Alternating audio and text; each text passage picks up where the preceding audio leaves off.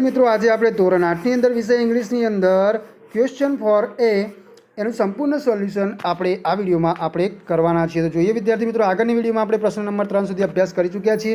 એ video તમે ન જોઈ હોય તો આપણી ચેનલ ઉપર જઈને જોઈ શકો છો.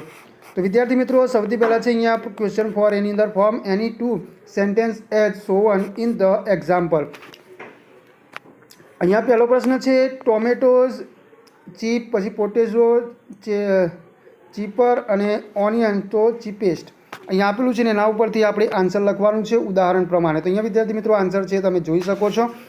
એના પછી બીજા નંબરનો પ્રશ્ન છે એની તરફ જઈએ તો એની અંદર પણ ડક બ્યુટીફુલ, સ્વાન મોર બ્યુટીફુલ અને પીકોક છે મોસ્ટ બ્યુટીફુલ, એ રીતે આપેલું છે. અને એના ઉપરથી કેટલાક પ્રશ્નો, એના ઉપરથી જવાબ આપણે બનાવવાનો છે, એ તમે અહીંયા જોઈ શકો છો.